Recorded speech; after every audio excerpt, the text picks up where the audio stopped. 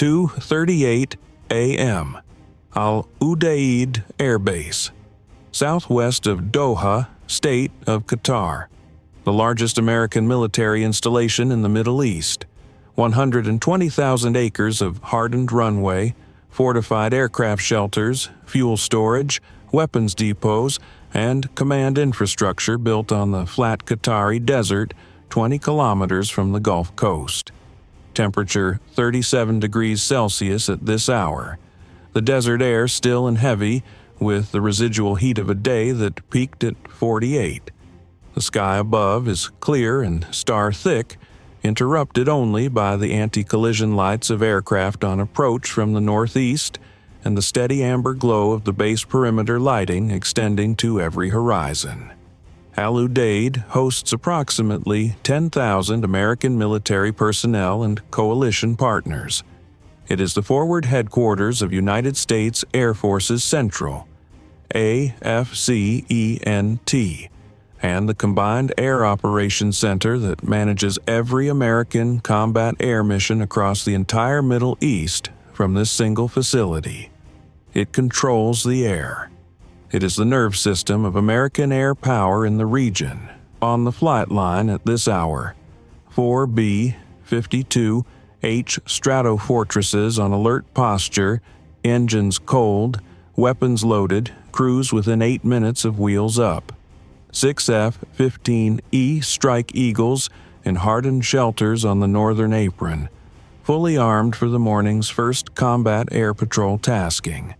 4 MQ-9 Reaper unmanned aircraft in their ground control stations, 2 currently airborne on surveillance missions over Iraq and Yemen, 2 on the ramp in pre-flight status. And in the Combined Air Operations Center, a fortified building at the base's geographic center, its walls reinforced concrete and its communications infrastructure hardened against electromagnetic pulse. The Night Watch team manages the air picture across 5 million square miles of airspace. The Islamic Revolutionary Guard Corps Aerospace Force had been planning an attack on Al-Udeid for 7 months. The target was the brain, the facility that coordinated every American strike mission, every collection flight, every combat sortie in the region. Remove Al-Udeid's operational capability, and the American air picture across the entire Middle East would degrade significantly. The IRGCN Aerospace Force had assessed it as a target of sufficiently high value to justify the most sophisticated strike package they had ever assembled against a fixed installation. The strike package, 56 Shahed 238 jet-powered loitering munitions launched from 3 pre-positioned maritime vessels in the Gulf, programmed on inertial navigation courses toward the base's key facilities. The Combined Air Operations Center, the fuel storage complex on the western perimeter, and alert aircraft ramp. Alongside them, 14 Soumar cruise missiles launched from mobile ground vehicles at 2 positions in southwestern Iran. Turbofan-powered, terrain following at 50 meters altitude, programmed across the Gulf at low altitude and arrived from the northwest. The bearing least immediately covered by the base's primary threat-oriented radar geometry. And as the kinetic capstone of the package, designed to arrive simultaneously with the final Shahed wave, 8 Zolfaghar-S precision ballistic missiles from a battery of mobile launchers in Fars province. Solid fuel, GPS corrected, Mach 4 terminal velocity, the S variant carrying a penetrating warhead specifically designed for hardened concrete structures, 78 weapons, 3 delivery systems, 4 approach axes.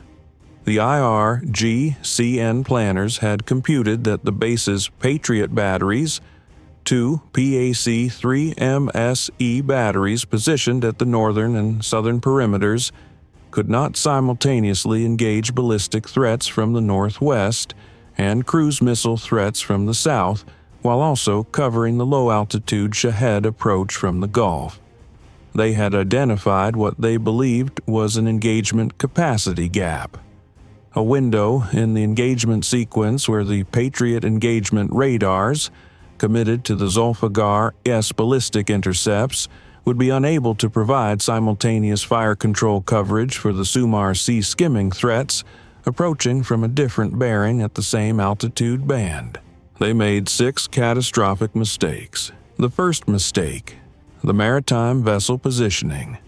The 3 vessels from which the Shahed 238S were launched had been operating in the Gulf for 11 days, moving slowly on patterns inconsistent with commercial shipping, but consistent with the pre-launch positioning of an airborne weapons platform. The P-8A Poseidon from Patrol Squadron 10, assigned to maritime surveillance operations from Al-Udeid itself, and operating a surveillance orbit over the Central Gulf since 8 p.m., had logged all 3 vessels as SUSP contacts, suspicious surface contacts, within 48 hours of their arrival in the Gulf. All 3 had been under continuous radar and FLIR surveillance for 11 days. When the first Shahed 238 launch occurred at 2:38 a.m., the P-8A crew identified the launch transients within 4 seconds and transmitted the full-track picture to Al-Udeid's Air Defense Coordination Center within 14 seconds of the first vehicle becoming airborne. The Shahed launch was detected from 3 vessels whose positions were already known, whose identities were already suspected, and whose departure from their holding patterns was already being watched. The second mistake: the Soumar radar altimeter frequency. The 14 Soumar cruise missiles used a radar altimeter system to maintain their 50-meter terrain following altitude profile during the Gulf transit. That radar altimeter operated on a frequency band continuously monitored by the AN/SPS-73 surface search radar at the Al-Udeid Maritime Surveillance Element and by the ground-based SIGINT collection system positioned at the base's intelligence facility. The Soumar altimeter emissions were detected 23 seconds after the first missile launched from the Fars Province mobile launchers, well before the missiles crossed the Gulf coastline, given the Air Defense Coordination Center precise track, bearing, and speed data on all 14 Soumar missiles before they reached Qatari airspace.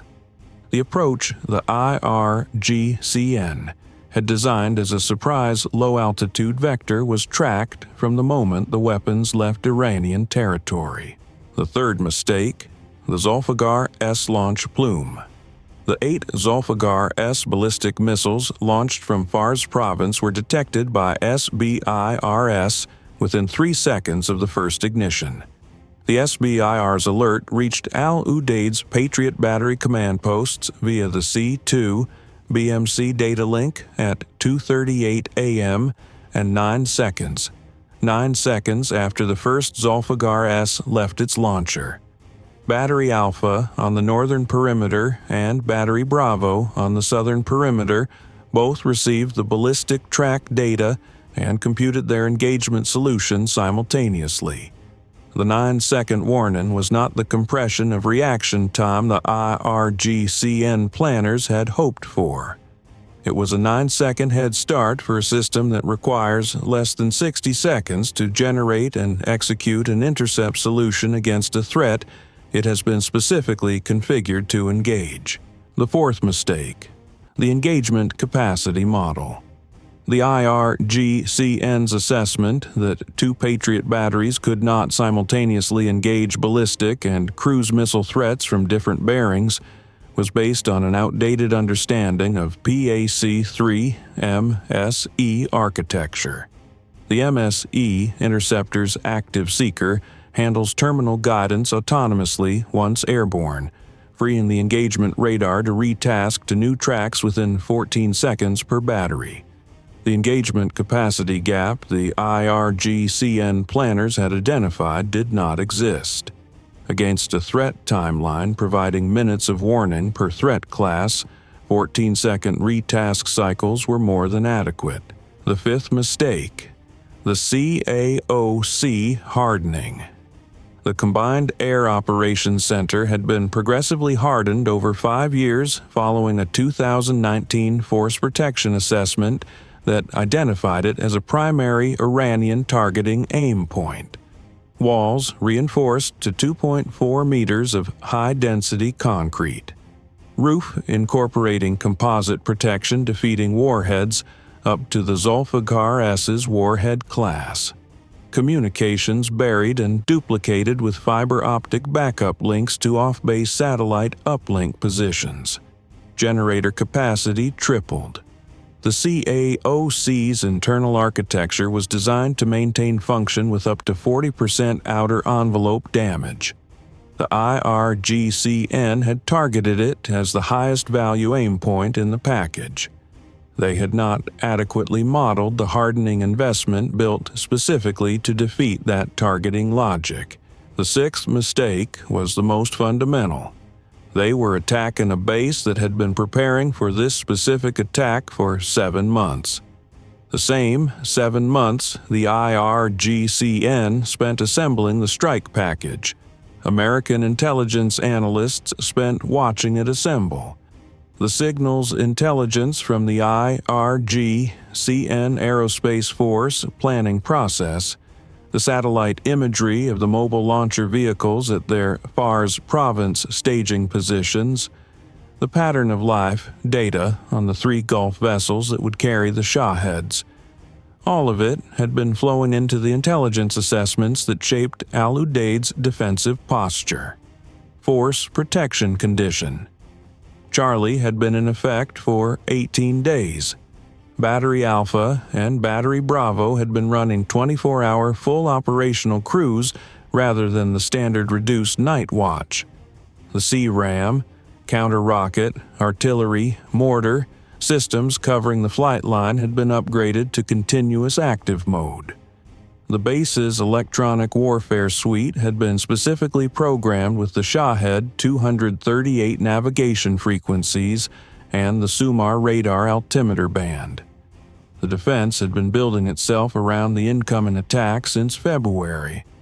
The attack arrived in the configuration the defenders had anticipated, on the timeline they had forecasted, from the directions they had predicted. At 2:38 a.m. and 14 seconds after the first Shahed 238 left the first Gulf vessel, the Al-Udeid Air Defense Coordination Center transmits the threat warning across the base. Al-Udeid ADCC. Threat warning. Multiple inbound contacts. Shahed launch detected Gulf sector, count 56, bearing northeast through east-northeast. Soumar cruise missiles inbound from northwest, count 14, terrain following. Zolfaghar-S ballistic, count 8, inbound bearing 335. All personnel shelter immediately. Patriot batteries, weapons free. C-RAM, active. All aircraft ground crews, shelters now. Battery Alpha, on the northern perimeter, fires first against the 8 Zolfaghar-S ballistic tracks. 12 PAC-3 MSE interceptors launch from Alpha's launcher stations in a 16-second ripple. 1.5 interceptors per ballistic target, with the 4 highest priority tracks receiving 2 MSE each, and the 4 lower priority tracks receiving 1 MSE, with a backup missile queued for launch if the first misses. The PAC-3 MSE accelerates to Mach 5 within 8 seconds of launch. Its kinetic intercept warhead does not require a proximity fuse. It requires only to be in the same place as the descending Zolfaghar-S warhead at the moment of convergence. The engagement radar, freed for retasking after each MSE launch by the interceptor's autonomous terminal seeker, begins tracking the incoming Soumar cruise missiles from the northwest, while the MSE interceptors guide themselves to their ballistic targets. 6 Zolfaghar-S warheads, intercepted by PAC-3 MSE at altitudes between 19 and 31 kilometers above the Qatari desert. High-order detonations at altitude, the warhead's fusing conditions met by the kinetic impact and the resulting structural compromise of the warhead body. The debris falls across a 40-kilometer footprint northwest of Al-Udeid. None impacts the base.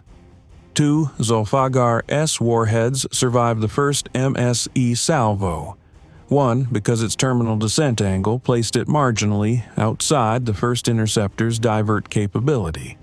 One because a guidance anomaly shifted its trajectory in the final 15 seconds of flight. Battery Alpha fires 4 additional PAC-3 MSE against both survivors. Both intercepted. The last Zolfaghar-S warhead is eliminated at 7 kilometers altitude, 9 nautical miles northwest of the base perimeter at 2:43 a.m. and 12 seconds. Nothing reaches the base. Battery Bravo on the southern perimeter takes the 14 Soumar cruise missile tracks simultaneously. The Soumar missiles are terrain, following at 50 meters altitude, their radar altimeters now being actively jammed by the base's AN/SLQ-32 compatible ground-based electronic warfare system, a Crew Duke variant modified for fixed base installation that had been specifically programmed with the Soumar altimeter frequency during the pre-attack intelligence preparation. 8 Soumar missiles climb away from their terrain-following profiles under the jamming, their altimeters losing coherence and defaulting to a programmed climb that brings them to 150 meters. The remaining 6 maintain inertial altitude hold at approximately 65 meters, degraded but still functional. Battery Bravo fires 20 PC-3 MSE interceptors against all 14 tracks, prioritizing the 6 low-altitude missiles that still present a higher accuracy threat. 12 intercepts on first salvo. 2 Soumar missiles, both of the altitude-degraded variety climbing toward 200 meters, survive the Battery Bravo first salvo when the engagement radar's retask cycle creates a brief track dropout. Battery Bravo fires 6 additional MSE against the 2 survivors, both intercepted at 23 and 19 kilometers from the base perimeter. No Soumar missile crosses the base fence line. The 56 Shahed 238 jet loitering munitions are the highest volume threat and the most complex to engage, not because they are individually sophisticated, but because of their number and their spread across 4 approach bearings from the Gulf sector. The base's 3 C-RAM Centurion systems, land-based Phalanx CIWS units positioned at the eastern, northeastern, and southeastern perimeters, engage the leading Shahed elements as they cross the base's outer defense radius at 3 nautical miles. Each Centurion fires at 6,000 rounds per minute, with radar-guided targeting at a sustained engagement rate of 2 contacts per minute per system. 3 systems, 6 contacts per minute combined. The Shahed 238 at 350 kilometers per hour covers 3 nautical miles in approximately 31 seconds. Every 31 seconds, a Shahed that crosses the 3-mile perimeter is inside Centurion engagement range. The 3 Centurion systems engage continuously from 2:42 a.m., when the leading Shahed 238 elements cross the outer perimeter radius, until 2:51 a.m., a 9-minute sustained engagement window. Combined count, 31 Shahed 238 vehicles engaged and rendered inoperable by Centurion fire in 9 minutes of continuous engagement. 25 Shahed 238 vehicles remain in the outer approach corridor, not yet inside Centurion range, when the base's SHORAD, short-range air defense, element activates. 4 Avenger Humvee-mounted FIM-92. Stinger launcher systems positioned at the base's 4 compass perimeters engage the outer wave Shahids at maximum Stinger range, 4 nautical miles, 16 FIM-92. Stinger missiles fire across a 90-second window. 14 intercepts. 11 Shahid 238 vehicles survive the Stinger engagement and continue inbound, now at 2 nautical miles from the base perimeter. The base's ESSM Block. 2 launcher, a shore-based adapted variant of the ship-mounted system installed during the 2022 hardening upgrade, specifically for base air defense against mass drone threats, fires 22 ESSM Block, 2 from its launcher station at the western perimeter. 11 of the remaining Shahids are engaged and intercepted at ranges between 1 and 2 nautical miles. 0 vehicles penetrate the base perimeter. At 2:51 a.m., 13 minutes after the first Shahid 238 launched from the Gulf vessel, all 56 Shahid 238 loitering munitions have been engaged and neutralized, 31 by Centurion C-RAM, 14 by Stinger, 11 by ESSM Block 2. 0 reached the base. 0 impacted any aircraft, any building, or any piece of infrastructure. 0 American personnel casualties. 0 coalition personnel casualties. The Combined Air Operations Center continues its operations without interruption throughout the engagement. The Night Watch team processes the air picture across 5 million square miles of Middle East airspace, coordinates an airstrike package over Iraq, and monitors a developing intelligence contact over the Red Sea, all without pausing, without degrading, without interrupting the operational tempo of American air power in the region by a single sortie. The CAOC had not been tested by this attack. It had been irrelevant to the attack, because the attack never reached it. At 2:52 a.m., the Al-Udeid Air Defense Coordination Center transmits the post-engagement summary. AFCENT ADCC. All threat tracks neutralized. 0 impacts on base. 0 casualties. All systems fully operational. Requesting authorization for Iron Anvil response package. The authorization from AFCENT Commanding General takes 47 seconds. Iron Anvil is authorized. Execute across all target complexes.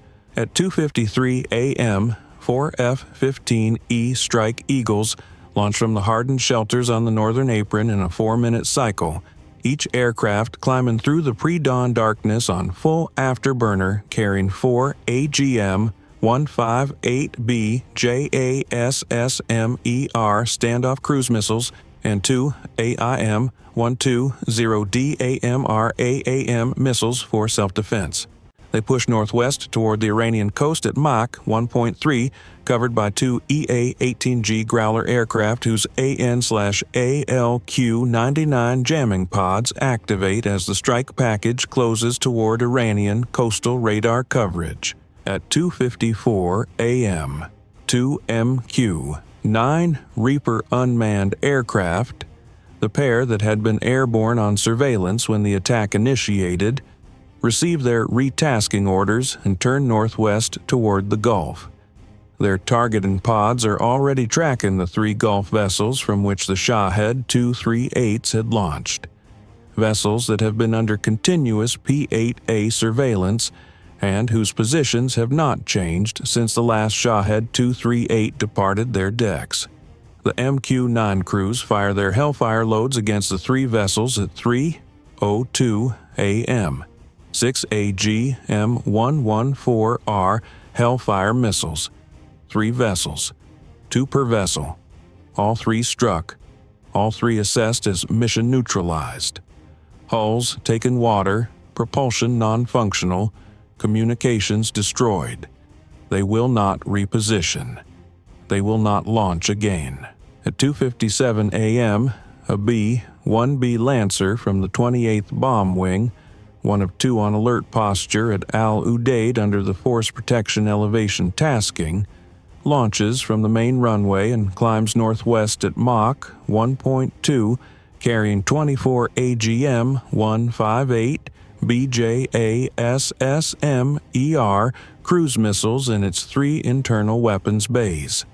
The B-1B's target package: 4 complexes in Fars Province and southwestern Iran.